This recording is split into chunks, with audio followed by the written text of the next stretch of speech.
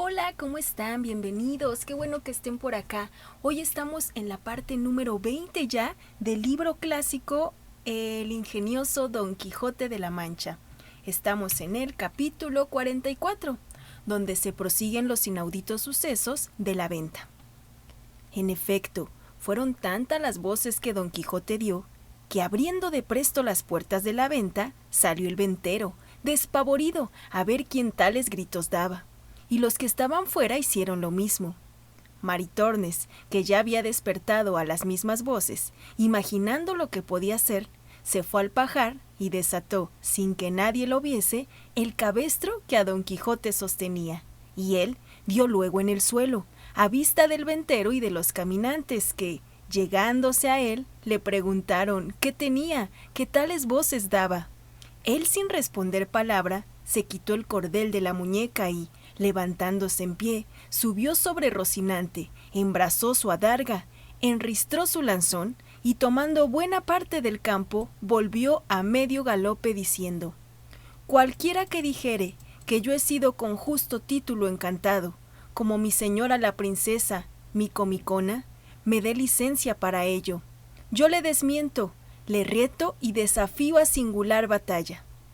Admirados se quedaron los nuevos caminantes de las palabras de Don Quijote, pero el ventero les quitó de aquella admiración, diciéndoles que era Don Quijote y que no había que hacer caso de él, porque estaba fuera de juicio. Preguntáronle al ventero si acaso había llegado a aquella venta un muchacho de hasta edad de 15 años, que venía vestido como un mozo de mulas, de tales y tales señas, dando las mismas que traía el amante de doña Clara. El ventero respondió que había tanta gente en la venta que no había echado de ver en el que preguntaban, pero habiendo visto uno de los del coche donde había venido el oidor, dijo: aquí debe de estar sin duda, porque este es el coche que él dicen que sigue. Quédense uno de nosotros a la puerta y entren los demás a buscarle, y aún sería bien que uno de nosotros rodease toda la venta, porque no se fuese por las bardas de los corrales. Así se hará, respondió uno de ellos, y entrándose los dos dentro, uno se quedó a la puerta y el otro se fue a rodear la venta.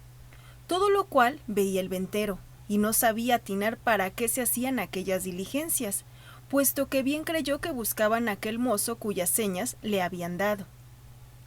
Ya a esta sazón aclaraba el día, y así, por esto como por el ruido que Don Quijote había hecho, estaban todos despiertos y se levantaban, especialmente doña Clara y Dorotea, que la una con sobresalto de tener tan cerca a su amante, y la otra con el deseo de verle, habían podido dormir bien mal aquella noche. Don Quijote, que vio que ninguno de los 4 caminantes hacía caso de él, ni le respondían a su demanda, moría y rabiaba de despecho y saña. Y si él hallara en las ordenanzas de su caballería que lícitamente podía el caballero andante tomar y emprender otra empresa, habiendo dado su palabra y fe de no ponerse en ninguna hasta acabar la que había prometido, él embistería con todos y les hiciera responder mal de su grado, pero, por parecerle no convenirle ni estarle bien comenzar nueva empresa hasta poner a mi comicona en su reino, hubo de callar y estarse quedo, esperando a ver en qué paraban las diligencias de aquellos caminantes, uno de los cuales halló al mancebo que buscaba, durmiendo al lado de un mozo de mulas, bien descuidado de que nadie ni le buscase, ni menos de que le hallase. El hombre le trabó del brazo y le dijo: por cierto, señor don Luis, que responde bien a quien vos sois el hábito que tenéis, y que dice bien la cama en que os hallo al regalo con que vuestra madre os crió. Limpióse el mozo los soñolientos ojos y miró despacio al que le tenía asido, y luego conoció que era criado de su padre, de que recibió tal sobresalto que no acertó o no pudo hablarle palabra por un buen espacio, y el criado prosiguió diciendo: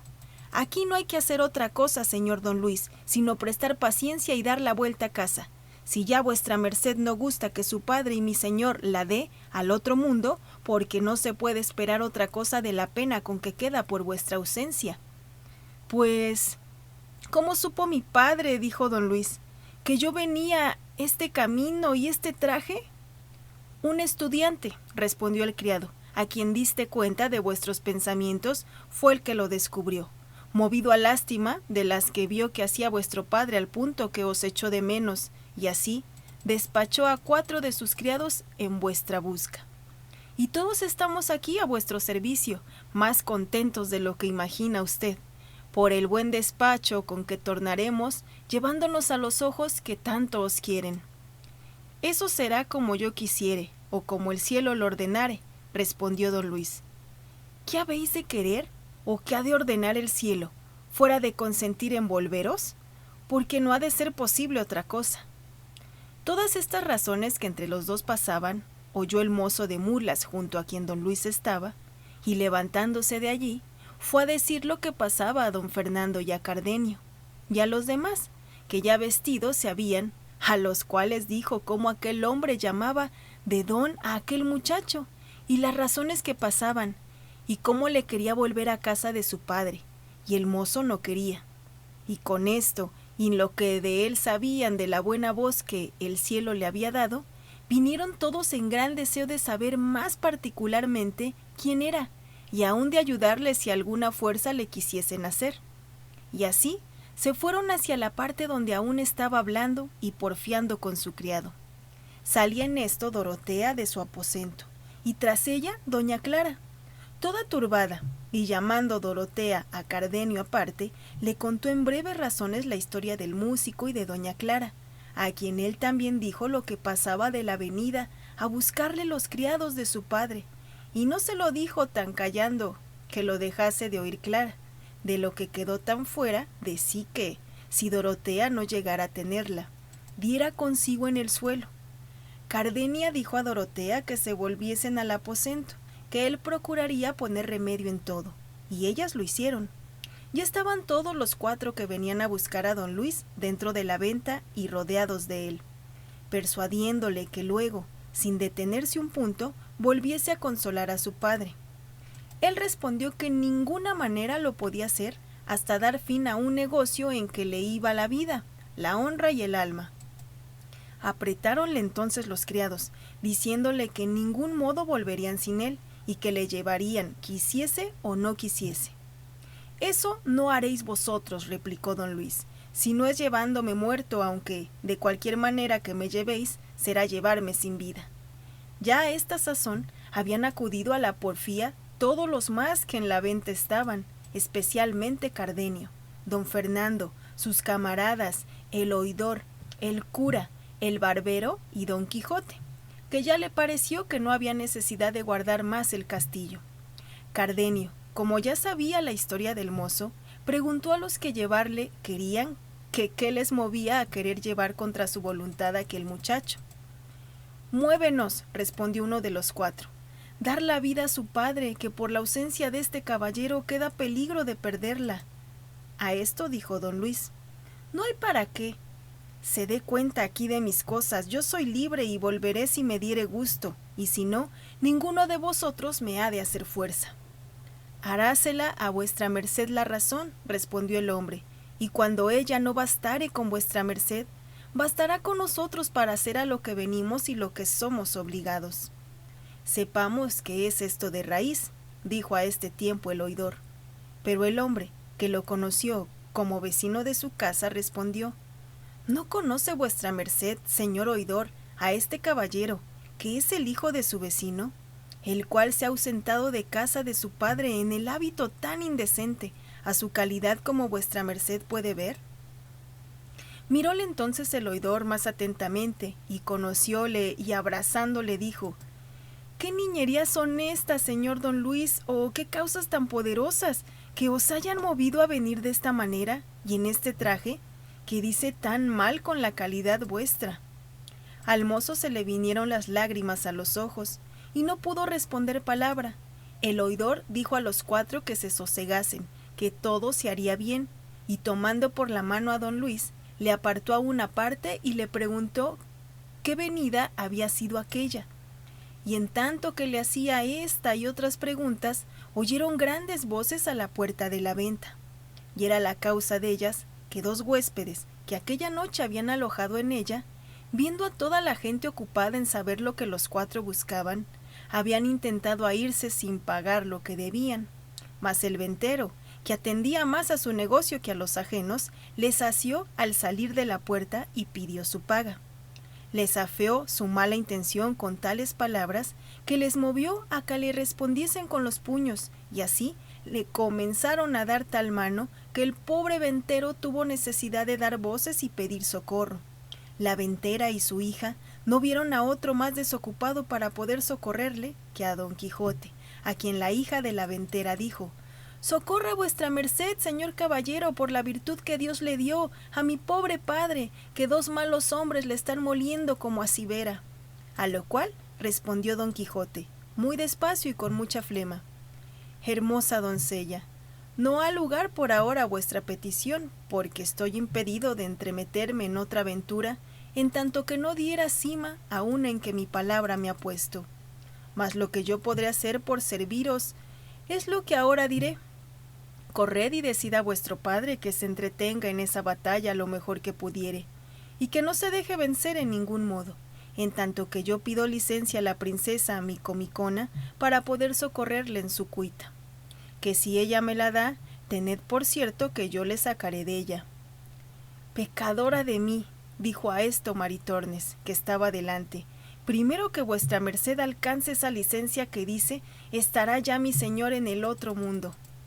«Dadme vos, señora, que yo alcance la licencia que digo», respondió Don Quijote, «que, como yo la tenga, poco hará el caso que él esté en el otro mundo, que de allí le sacaré a pesar del mismo mundo que lo contradiga, o por lo menos os daré tal venganza de los que allá le hubieren enviado, que quedéis más que medianamente satisfechas». Y sin decir más se fue a poner de hinojos ante Dorotea, pidiéndole con palabras caballerescas y andantescas que la su grandeza fuese servida de darle licencia de acorrer y socorrer al castellano de aquel castillo, que estaba puesto en una grave mengua. La princesa se la dio de buen talente, y él luego, embrazando su adarga y poniendo mano a su espada, acudió a la puerta de la venta, donde aún todavía traían los dos huéspedes a mal traer al ventero, pero así como llegó, envasó y se estuvo quedo, aunque Maritornes y la ventera le decían que en qué se detenía, que socorriese a su señor y marido. «Deténgome», dijo Don Quijote, «porque no me es lícito poner mano a la espada contra gente escuderil, pero llamadme aquí a mi escudero Sancho, que a él toca y atañe esta defensa y venganza». Esto pasaba en la puerta de la venta, y en ella andaban las puñadas y mojicones muy en su punto, todo en daño del ventero y en rabia de Maritornes, la ventera y su hija, que se desesperaban de ver la cobardía de Don Quijote y de lo mal que lo pasaba su marido, señor y padre. Pero dejémoslo aquí, que no faltará quien le socorra, o si no, sufra y calle el que se atreve a más de lo que a sus fuerzas le prometen. Y volvamos atrás 50 pasos, a ver qué fue lo que don Luis respondió al oidor, que le dejamos aparte, preguntándole la causa de su venida a pie y de tan vil traje vestido, a lo cual el mozo, haciéndole fuertemente de las manos, como en señal de que algún gran dolor le apretaba el corazón, y derramando lágrimas en gran abundancia, le dijo: «Señor mío, yo no sé deciros otra cosa sino que desde el punto que quiso el cielo y facilitó nuestra vecindad que yo viese a mi señora doña Clara, hija vuestra y señora mía, desde aquel instante la hice dueño de mi voluntad, y si la vuestra, verdadero señor y padre mío, no lo impide, en este mismo día ha de ser mi esposa. Por ella dejé la casa de mi padre, y por ella me puse en este traje, para seguirla donde quiera que fuese,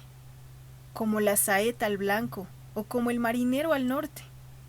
Ella no sabe de mis deseos más de lo que ha podido entender de algunas veces que desde lejos ha visto llorar mis ojos. Ya, señor, sabéis la riqueza y la nobleza de mis padres, y cómo yo soy su único heredero. Si os parece que estas son partes para que os aventuréis a hacerme en todo venturoso, recibidme luego por vuestro hijo, que si mi padre, llevado de otros designios suyos, no gustare de este bien que yo supe buscarme, más fuerza tiene el tiempo para deshacer y mudar las cosas que las humanas voluntades. Calló, en diciendo esto, el enamorado mancebo, y el oidor quedó en oírle suspenso, confuso y admirado, así de haber oído el modo y la discreción con que don Luis le había descubierto su pensamiento, como de verse en punto que no sabía el qué poder tomar en tan repentino y no esperado negocio, y así no respondió otra cosa sino que se sosegase por entonces, y estuviese a sus criados, que por aquel día no le volviesen, porque se tuviese tiempo para considerar lo que mejor a todos estuviese. Besóle las manos por fuerza don Luis, y aún se las bañó con lágrimas, cosa que pudiera enternecer un corazón de mármol, no solo el del oidor que, como discreto, ya había conocido cuán bien le estaba a su hija aquel matrimonio, puesto que, si fuera posible, lo quisiera efectuar con voluntad del padre de don Luis, del cual sabía que pretendía ser de título a su hijo. Ya a esta sazón estaban en paz los huéspedes con el ventero, pues por persuasión y buenas razones que don Quijote, más que por amenazas, le habían pagado todo lo que él quiso, y los criados de don Luis aguardaban el fin de la plática del oidor y la resolución de su amo, cuando el demonio, que no duerme, ordenó que en aquel mismo punto entró en la venta el barbero, a quien don Quijote quitó el yelmo de Mambrino y Sancho Panza, los aparejos del asno, que trocó con los del suyo, el cual barbero, llevando su jumento a la caballeriza, vio a Sancho Panza que estaba aderezando no sé qué de la albarda, y así como la vio la conoció, y se atrevió a arremeter a Sancho diciendo: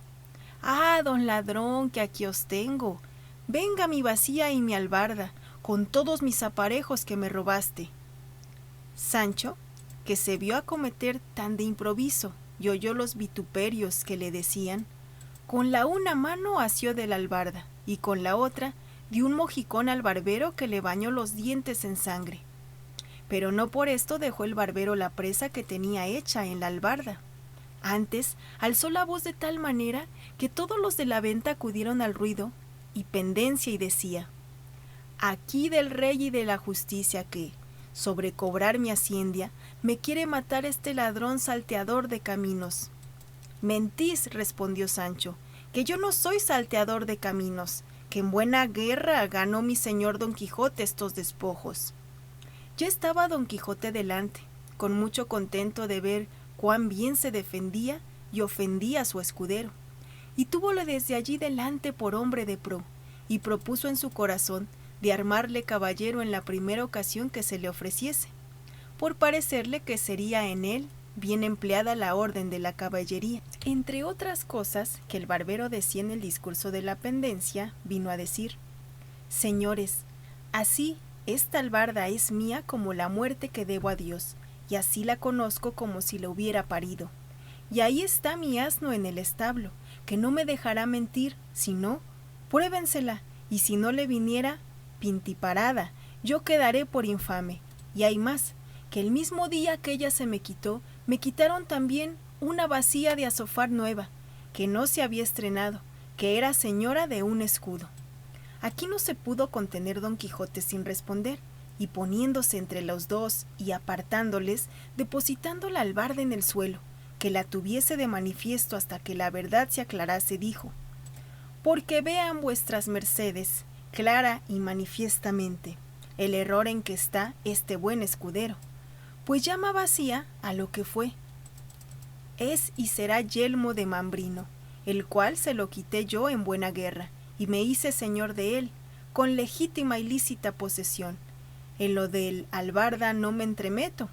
que lo que en ello sabré decir es que mi escudero Sancho me pidió licencia para quitar los jaeces del caballo de este vencido cobarde, y con ellos adornar el suyo. Yo se la di y él los tomó, y de haberse convertido de jaez en albarda, no sabré dar otra razón, si no es la ordinaria, que como esas transformaciones se ven en los sucesos de la caballería, para confirmación de lo cual, corre, Sancho hijo, y saca aquí el yelmo que este buen hombre dice ser bacía.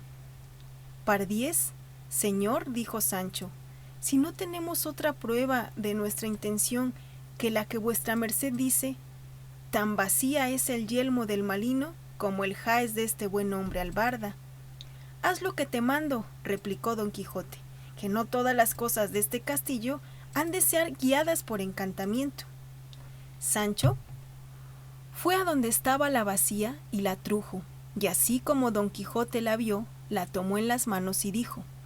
Miren vuestras mercedes, ¿con qué cara podía decir este escudero que ésta es vacía y no el yelmo que yo he dicho? Y juro por la orden de caballería que profeso que este yelmo fue el mismo que yo le quité, sin haber añadido en él ni quitado cosa alguna.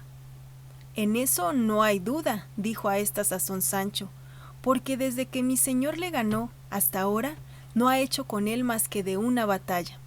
cuando libró a los sin ventura encadenados, y si no fuera por este vaciyelmo,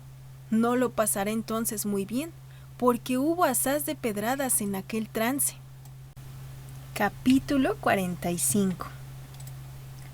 Donde se acaba de averiguar la duda del yelmo de Mambrino y de la albarda y otras aventuras sucedidas con toda verdad.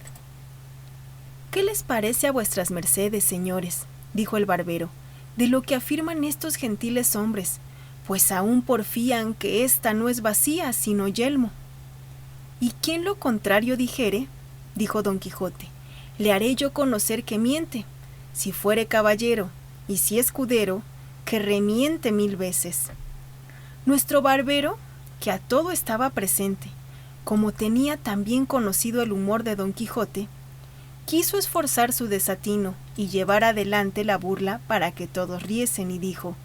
hablando con el otro barbero: Señor barbero, ¿o quién sois? Sabed que yo también soy de vuestro oficio, y tengo más de 20 años carta de examen, y conozco muy bien de todos los instrumentos de la barbería, sin que le falte uno, y ni más ni menos fui un tiempo en mi mocedad soldado, y sé también que es yelmo, y que es morrión, y celada de encaje, y otras cosas tocantes a la milicia. Digo, a los géneros de armas de los soldados, y digo, salvo mejor parecer, remitiéndome siempre al mejor entendimiento, que esta pieza que está aquí delante, y que este buen señor tiene en las manos, no solo no es vacía de barbero, pero está tan lejos de serlo como está lejos lo blanco de lo negro, y la verdad de la mentira. También digo que este, aunque es yelmo, no es yelmo entero. No, por cierto, dijo don Quijote, porque le falta la mitad, que es la barbera. Así es, dijo el cura, que ya había entendido la intención de su amigo el barbero. Y lo mismo confirmó Cardenio, don Fernando y sus camaradas, y aún el oidor, si no estuviera tan pensativo con el negocio de don Luis, ayudara, por su parte, a la burla. Pero las veras de lo que pensaba le tenían tan suspenso que poco o nada atendía a aquellos donaires. «Válgame Dios», dijo a esta sazón el barbero burlado, «¿qué es posible que tanta gente honrada diga que ésta no es vacía sino yelmo? Cosa parece esta que puede poner en admiración a toda una universidad, por discreta que sea. Basta, si es que esta vacía es yelmo, también debe de ser esta albarda jaez de caballo, como este señor ha dicho». «A mi albarda me parece», dijo don Quijote, «pero ya he dicho que en eso no me entremeto». «De que sea albarda o jaez», dijo el cura, «no está en más de decirlo el señor don Quijote, que en estas cosas de la caballería todos estos señores y yo le demos la ventaja». «Por Dios, señores míos», dijo don Quijote, «que son tantas y tan extrañas las cosas que en este castillo, en 2 veces que en él he alojado, me han sucedido, que no me atreva a decir afirmativamente ninguna cosa de lo que acerca de lo que en él se contiene se preguntare, porque imagino que cuanto en él se trata va por vía de encantamiento. La primera vez me fatigó mucho un moro encantado, que en él hay, y a Sancho no le fue muy bien con otros sus secuaces, y anoche estuve colgado de este brazo casi 2 horas, sin saber cómo ni cómo no vine a caer en aquella desgracia. Así que, ponerme yo ahora en cosa de tanta confusión a dar mi parecer, será caer en juicio temerario. En lo que toca a lo que dicen que ésta es bacía y no yelmo, ya yo tengo respondido, pero en lo de declarar si ésta es albarda o jaez, no me atrevo a dar sentencia definitiva. Solo lo dejo al buen parecer de vuestras mercedes. Quizá por no ser armados caballeros, como yo lo soy, no tendrán que ver con vuestras mercedes los encantamientos de este lugar, y tendrán los entendimientos libres, y podrán juzgar de las cosas de este castillo, como ellas son real y verdaderamente, y no como a mí me parecían. No hay duda, respondió a esto don Fernando, sino que el señor Don Quijote ha dicho muy bien hoy que a nosotros toca la definición de este caso, y porque vaya con más fundamento. Yo tomaré en secreto los votos de estos señores y de lo que resultare daré entera y clara noticia. Para aquellos que la tenían del humor de Don Quijote, era todo esto materia de grandísima risa, pero para los que le ignoraban les parecía el mayor disparate del mundo, especialmente a los 4 criados de don Luis y a don Luis ni más ni menos, y a otros 3 pasajeros que acaso habían llegado a la venta, que tenían parecer de ser cuadrilleros, como en efecto lo eran, pero el que más se desesperaba era el barbero, cuya bacía, allí delante de sus ojos, se le había vuelto en yelmo de mambrino, y cuya albarda, pensaba sin duda alguna, que se le había de volver en jaez rico de caballo. Y los unos y los otros se reían de ver cómo andaba don Fernando tomando los votos de unos en otros, hablándolos al oído para que en secreto declarasen si era albarda o jaez, aquella joya sobre quien tanto se había peleado. Y después que hubo tomado los votos de aquellos que a don Quijote conocía, dijo en alta voz: el caso es, buen hombre, que ya yo estoy cansado de tomar tantos pareceres, porque veo que a ninguno preguntó lo que deseo saber, que no me diga que es disparate el decir que ésta sea albarda o jumento, sino jaez de caballo, y aun de caballo castizo, y así habréis de tener paciencia, porque a vuestro pesar y al de vuestro asno, este es jaez y no albarda, y vos habéis alegado y probado muy mal de vuestra parte. No la tenga yo en el cielo, dijo el sobrebarbero, si todos vuestras mercedes nos engañan, y que así parezca mi ánima ante Dios, como ella me parece a mí albarda y no jaez, pero allá van leyes, etc. Y no digo más, y en verdad que no estoy borracho, que no me he desayunado, si de pecar no. No menos causaban risas las necedades que decía el barbero que los disparates de Don Quijote, el cual a esta sazón dijo: aquí no hay más que hacer, sino que cada uno tome lo que es suyo y a quien Dios se la dio, San Pedro se la bendiga. Uno de los 4 dijo: si ya no es que esto sea burla pesada, no me puedo persuadir que hombres de tan buen entendimiento como son, o parecen, todos los que aquí están, se atrevan a decir y afirmar que esta no es bacía, ni aquella albarda, mas, como veo que lo afirman y lo dicen, me doy a entender que no carece de misterio el porfiar una cosa tan contraria de lo que nos muestra la misma verdad y la misma experiencia, porque voto tal y arrójole redondo que no me den a mí entender cuantos hoy viven en el mundo al revés, de que ésta no sea bacía de barbero y esta albarda de asno. Bien podría ser de borrica, dijo el cura. Tanto monta, dijo el criado, que el caso no consiste en eso, sino en si eso no es albarda, como vuestras mercedes dicen. Oyendo esto, uno de los cuadrilleros que habían entrado, que había oído la pendencia y quistión, lleno de cólera y de enfado, dijo: tan albarda es como mi padre, y el que otra cosa ha dicho o dijere debe de estar hecho uva. Mentís como bellaco villano, respondió Don Quijote, y alzando el lanzón, que nunca le dejaba de las manos, le iba a descargar tal golpe sobre la cabeza que, a no desviarse el cuadrillero, se le dejara allí tendido.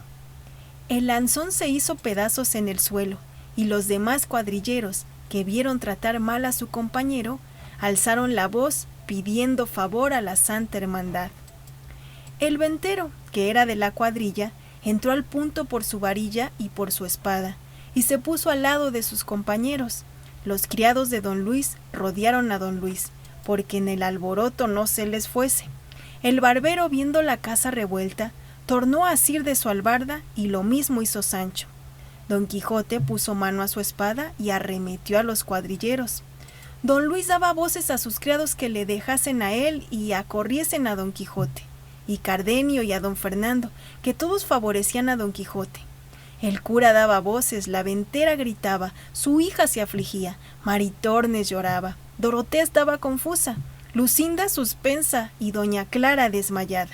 El barbero aporreaba a Sancho, Sancho molía al barbero. Don Luis, a quien un criado suyo se atrevió a asirle del brazo porque no se fuese, le dio una puñada que le bañó los dientes en sangre. El oidor le defendía. Don Fernando tenía debajo de sus pies a un cuadrillero midiéndole el cuerpo con ellos muy a su sabor. El ventero tornó a reforzar la voz, pidiendo favor a la Santa Hermandad, de modo que toda la venta eran llantos, voces, gritos, confusiones, temores, sobresaltos, desgracias, cuchilladas, mojicones, palos, coces y efusión de sangre. Y en la mitad de este caos, máquina y laberinto de cosas, se le representó en la memoria de Don Quijote que se veía metido de hoz y de cos en la discordia del campo de Agramante. Y así dijo, con voz que atronaba la venta: ténganse todos, todos se envainen, todos se sosieguen, óiganme todos, si todos quieren quedar con vida. A cuya gran voz todos se pararon, y él prosiguió diciendo: ¿no os dije yo, señores, que este castillo era encantado, y que alguna región de demonios debe de habitar en él? En confirmación de lo cual, quiero que veáis por vuestros ojos cómo se ha pasado aquí y trasladado entre nosotros la discordia del campo de Agramante. Mirad cómo allí se pelea por la espada, aquí por el caballo, acullá por el águila, acá por el yelmo. Y todos peleamos y todos no nos entendemos. Venga pues vuestra merced, señor oidor, y vuestra merced, señor cura, y el uno sirva de rey Agramante y el otro de rey sobrino, y pónganos en paz porque Dios Todopoderoso, que es gran bellaquería, que tanta gente principal como aquí estamos se mate por causas tan livianas. Los cuadrilleros, que no entendían el frasis de Don Quijote y se veían mal parados de Don Fernando, Cardenio y sus camaradas, no querían sosegarse. El barbero sí, porque en la pendencia tenía deshechas las barbas y el albarda.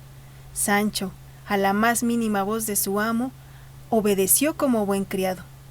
Los 4 criados de don Luis también se estuvieron quedos, viendo cuán poco les iba en no estarlo. Solo el ventero porfiaba que se habían de castigar las insolencias de aquel loco, que a cada paso le alborotaba la venta. Finalmente el rumor se apaciguó por entonces. La albarda se quedó por Jaez hasta el día del juicio, y la bacía por yelmo, y la venta por castillo en la imaginación de Don Quijote.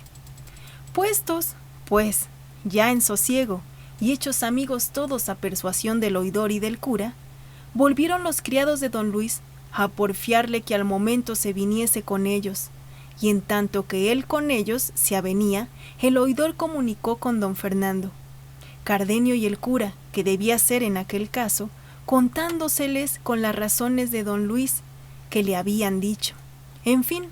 fue acordado que don Fernando dijese a los criados de don Luis quién él era y cómo era su gusto, que don Luis se fuese con él a Andalucía, donde de su hermano el marqués sería estimado como el valor de don Luis merecía,